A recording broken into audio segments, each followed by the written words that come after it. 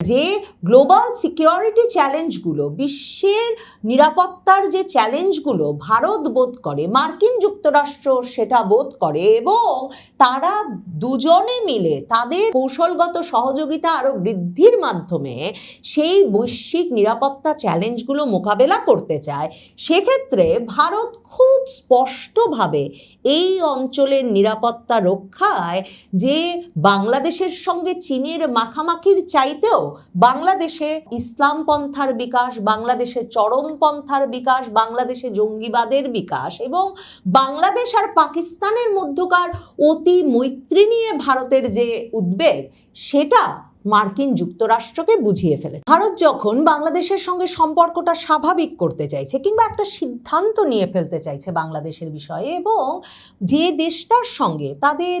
সবচেয়ে বড় স্থল সীমান্ত ৪,৫০০ কিলোমিটারের বেশি, যে দেশটায় প্রায় ২০ কোটি মানুষ বাস করেন, সে দেশটা স্থিতিশীল না হলে যে ভারত কিছুতেই নিরাপদ থাকতে পারবে না। ভারত এখন ২ বছর পার হওয়ার পর সেই মাথা ব্যথাটার একটা সমাধান চাইছে। এটা নিয়ে ভারত আর এখন কোনো লুকোছাপা করছে না বলেই কিন্তু বাংলাদেশের প্রধানমন্ত্রীর সঙ্গে সাক্ষাৎ পাওয়ার পরেই বাংলাদেশে নিযুক্ত ভারতের রাষ্ট্রদূত দীনেশ ত্রিবেদী একেবারে ঘোষণা দিয়ে সংবাদ মাধ্যমের শিরোনাম হয়ে ভারতে বাংলাদেশে দিল্লি পৌঁছে গেছেন, এবং তারপর সরাসরি দিল্লিতে প্রধানমন্ত্রী নরেন্দ্র মোদীর সঙ্গে বাংলাদেশ বিষয়ে সাক্ষাৎ করেছেন। সেটাও দুদেশের সংবাদ মাধ্যমের শিরোনাম হয়েছে। কাজেই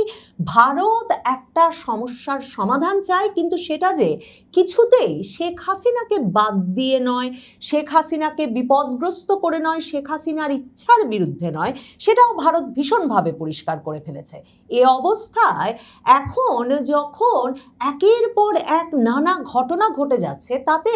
শেখ হাসিনা যে ডিসেম্বরে দেশে ফিরবেন বলেছেন, ডিসেম্বরের মধ্যে দেশে ফিরবেন বলেছেন, সেটা যে অনেক হিসাব নিকাশ, অনেক রকম ভূরাজনৈতিক সমীকরণ মিলিয়েই এই সিদ্ধান্তটা নেওয়া হয়েছে, ঘোষণাটা দেওয়া হয়েছে, সেটা আরও স্পষ্ট হয়ে উঠছে। দীনেশ ত্রিবেদী আর প্রধানমন্ত্রী নরেন্দ্র মোদী যখন বাংলাদেশ নিয়ে বৈঠক করছেন, সেদিনই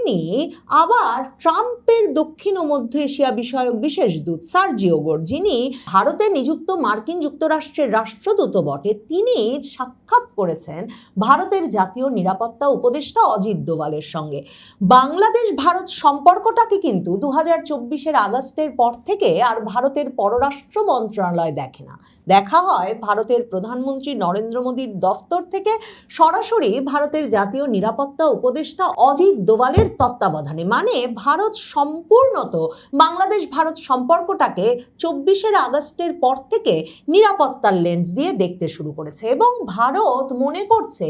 যেই নির্বাচিত সরকারের জন্য তারা অপেক্ষা করছিল সম্পর্কটাকে স্বাভাবিকীকরণের জন্য, মানে শেখ হাসিনা দিল্লিতে আছেন, এই বিষয়টাকে পাশে রেখে যে সরকার একটা স্বাভাবিক সম্পর্ক গড়ে তুলতে পারবে, তারেক রহমান সরকার, বিএনপি সরকার, যেই প্রতিশ্রুতির কারণে তারা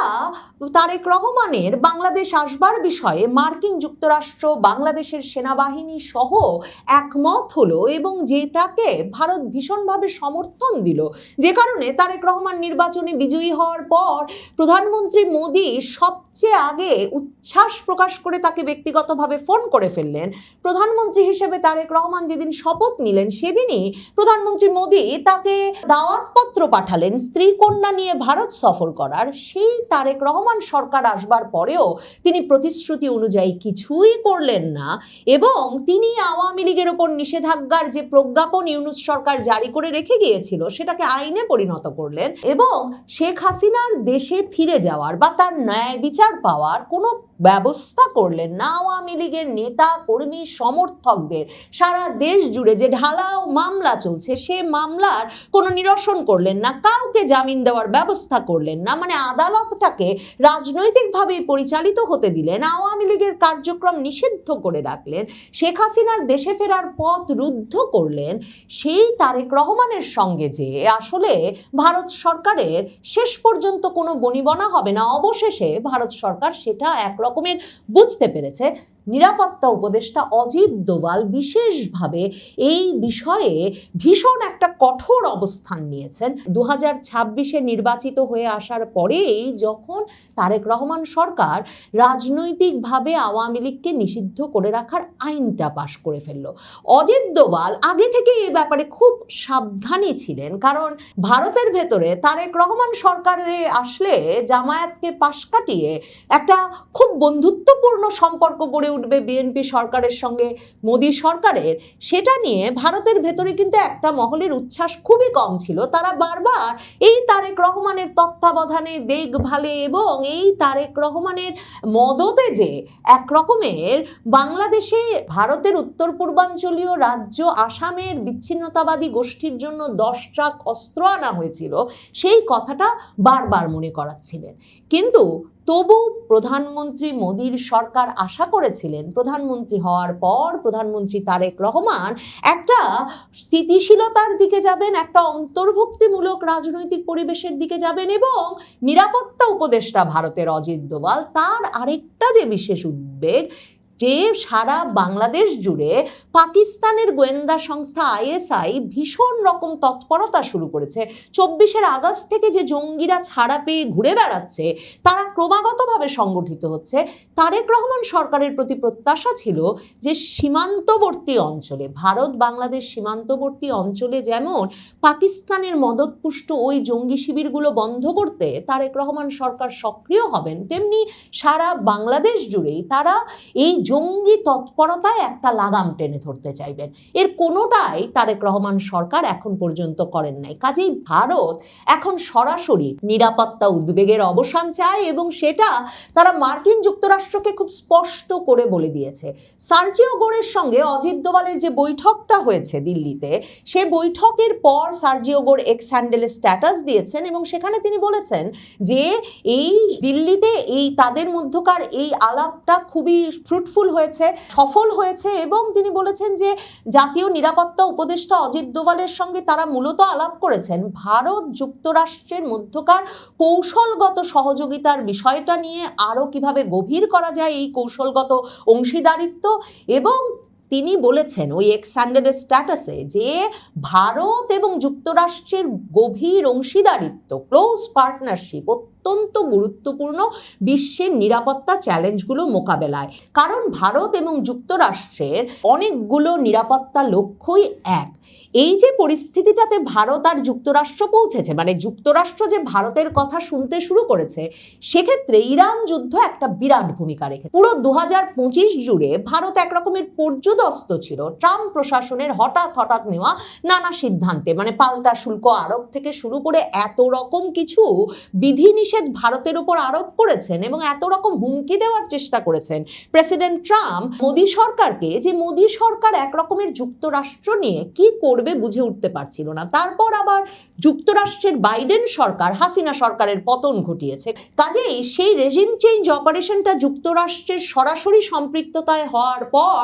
বাংলাদেশ প্রসঙ্গে যুক্তরাষ্ট্রকে দলে নিয়ে আসতেও ভারতের সময় লেগে গেছে। তবে প্রেসিডেন্ট ট্রাম্প আবার শুরু থেকেই বাংলাদেশ প্রসঙ্গটা কিন্তু প্রধানমন্ত্রী মোদীর ওপর ছেড়ে রেখেছিলেন। 2025-এর ফেব্রুয়ারিতে তিনি দায়িত্ব গ্রহণের পরেই ওয়াশিংটনে যখন প্রধানমন্ত্রী মোদী যান, তখন সাংবাদিকের প্রশ্নের উত্তরে প্রেসিডেন্ট ট্রাম্প বলেছিলেন যে বাংলাদেশের বিষয়টা তিনি প্রধানমন্ত্রী মোদীর ওপরেই ছেড়ে রাখতে চান। কিন্তু ভারত যুক্তরাষ্ট্রের সম্পর্কটা কিছুতেই স্থিতিশীল হচ্ছিল না। ইরান যুদ্ধের পরিস্থিতিতে যখন ভারত রাশিয়া চীনের সঙ্গে গিয়ে আরও মৈত্রীর সম্পর্ক গড়ে তুলল, এবং ভারত রাশিয়া চীন এমন একটা মার্কিন বিরোধী জোট হলো যারা ইরান থেকে তেল কেনে এবং যারা মার্কিন যুক্তরাষ্ট্রের শুল্ক আরোপের এসব হুমকিতে একেবারেই ভয় পায় না, এবং ভারত যখন আরও বেশি মাত্রায় মার্কিন বিরোধী যে জোটগুলো, ধরুন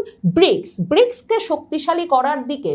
আরও মনোযোগী হয়ে উঠল, তখন কিন্তু আবারও যুক্তরাষ্ট্র ভীষণভাবে ভারতপন্থী হয়ে ওঠার দিকে মনোযোগ দিয়েছে। মানে মার্কো রুবিও দৌড়ে এসে হঠাৎ সফর করে গেলেন সবে, আবার বলেছেন এবছরের শেষে আসবেন, যাতে 2027-এর শুরুতে প্রেসিডেন্ট ট্রাম্প ভারত সফর করে যেতে পারেন। আর সার্জিও গোর প্রায়শই প্রেসিডেন্ট ট্রাম্প আর মোদির মধ্যে ফোন লাগিয়ে দিচ্ছেন এবং প্রেসিডেন্ট ট্রাম্প মোদিকে কত ভালোবাসেন সে বিষয়টা নিয়ে প্রায়শই ভারতীয় সংবাদ মাধ্যমে সাক্ষাৎকার দিচ্ছেন। কাজেই এই যে সার্জিও গোর অজিত দোভালের সঙ্গে সাক্ষাৎ করে বললেন এমন একটা সময়ে যে গ্লোবাল সিকিউরিটি চ্যালেঞ্জগুলো, বিশ্বের নিরাপত্তার যে চ্যালেঞ্জগুলো ভারত বোধ করে, মার্কিন যুক্তরাষ্ট্র সেটা বোধ করে এবং তারা দুজনে মিলে তাদের কৌশলগত সহযোগিতা আরো বৃদ্ধির মাধ্যমে সেই বৈশ্বিক নিরাপত্তা চ্যালেঞ্জগুলো মোকাবেলা করতে চায়, সেক্ষেত্রে ভারত খুব স্পষ্টভাবে এই অঞ্চলের নিরাপত্তা রক্ষায় যে বাংলাদেশের সঙ্গে চীনের মাখামাখির চাইতেও বাংলাদেশে ইসলাম পন্থার বিকাশ, বাংলাদেশে চরমপন্থার বিকাশ, বাংলাদেশে জঙ্গিবাদের বিকাশ এবং বাংলাদেশ আর পাকিস্তানের মধ্যকার অতি মৈত্রী নিয়ে ভারতের যে উদ্বেগ, সেটা মার্কিন যুক্তরাষ্ট্রকে বুঝিয়ে ফেলেছে। ভারত রাশিয়া, চীন সহ বাংলাদেশে বড় বিনিয়োগকারী যে দেশগুলো আছে, জাপানের সঙ্গেও ভারতের মৈত্রী এখন একটা অন্য মাত্রায় গেছে। এই ইরান যুদ্ধ শুরু হওয়ার পর এই সময়টায় ভারত রাশিয়া, চীন, জাপান সহ দেশগুলোকে বুঝিয়েছে যে কারো বিনিয়োগ বাংলাদেশে আর স্থিতিশীল থাকবে না, কারো বিনিয়োগ বাংলাদেশে নিরাপদ থাকবে না যদি বাংলাদেশে একটা স্থিতিশীলতা প্রতিষ্ঠা না করা যায়। যখন সার্জিও গোর অজিত দোভাল বৈঠক করছেন তখনও কানাডা তার অধিবাসীদেরকে আরো উচ্চ সতর্কতা বাংলাদেশ ভ্রমণ সম্পর্কে জারি করে স্পষ্ট করে বলেছে যে 2024-এর আগস্টের পর থেকে বাংলাদেশের পরিস্থিতি এত অস্থিতিশীল যে কোনো ছোট ঘটনাও বড় ধরনের প্রাণঘাতী ঘটনায় পরিণত হতে পারে। বেশিরভাগ দেশেরই কিন্তু ট্রাভেল অ্যাডভাইজারি, ভ্রমণ সতর্কতায় বাংলাদেশের সিচুয়েশনটা, বাংলাদেশের পরিস্থিতিটা এই অবস্থায় আছে। কাজেই ভারত, চীন, রাশিয়া, জাপান যে দেশগুলো বড় ধরনের বিনিয়োগ করে বাংলাদেশে, তাদের উদ্বিগ্ন হওয়ার যে যথেষ্ট কারণ আছে, সেটাও নিরাপত্তার লেন্স দিয়ে ভারত সরাসরি বুঝিয়ে দিয়েছে ওই দেশগুলোকে। সেপ্টেম্বরে আসছে ব্রিক্স সম্মেলন, সেই সম্মেলনেও ভারত এই প্রসঙ্গটা খুবই জোরে সোরে তুলবে যে বাংলাদেশে একটা স্থিতিশীল পরিস্থিতি সৃষ্টি করতে হবে। এবং মার্কিন যুক্তরাষ্ট্র ভারতের সঙ্গে একমত হয়েছে যে তারা ওই ব্রিক্স সম্মেলনের আগেই বরং মার্কিন ভারত জোটকে আরো কার্যকরী দেখিয়ে বাংলাদেশ সরকারকে, তারেক রহমান সরকারকে এটা বোঝাবে, বুঝতে বাধ্য করবে, দর কষাকষি করবে, চাপ দেবে, যাতে বাংলাদেশ সরকার, তারেক রহমান সরকার বাংলাদেশে একটা অন্তর্ভুক্তিমূলক রাজনৈতিক পরিবেশ সৃষ্টি করে, বাংলাদেশে শেখ হাসিনার ফিরে আসার নিরাপদ ব্যবস্থা করে, শেখ হাসিনা ফিরে আসলে তার যথাযথ নিরাপত্তার ব্যবস্থা করে এবং তাকে একটা ন্যায় বিচার পাওয়ার, শুধু তিনি নন, তিনি সহ, কারণ শেখ হাসিনা তো বলেছেন তিনি একা ফিরবেন না, তিনি তার দলের অন্যান্য নির্বাসনে থাকা নেতাকর্মীদের নিয়ে আদালতে আত্মসমর্পণ করবেন এবং বাংলাদেশেও যারা হামলা মামলায় বিপর্যস্ত হয়ে বিভিন্ন জায়গায় আত্মগোপনে আছেন তারাও এসে তার সঙ্গে আত্মসমর্পণ করবেন। মার্কিন যুক্তরাষ্ট্র, ভারত একমত হয়েছে এবং তারা একত্রে সে কাজ শুরু করেছে যে বাংলাদেশের নিরাপত্তা, এই অঞ্চলের নিরাপত্তার জন্য খুবই গুরুত্বপূর্ণ হচ্ছে বাংলাদেশে আওয়ামী লীগের রাজনৈতিক কার্যক্রমের নিষেধাজ্ঞা তুলে নেওয়া এবং শেখ হাসিনার নিরাপদে দেশে ফেরার পর তার এবং আওয়ামী লীগ নেতা কর্মী সমর্থকদের জন্য ন্যায় বিচার পাওয়ার ব্যবস্থা করা। এখন বল সরাসরি প্রধানমন্ত্রী তারেক রহমানের কোর্টে।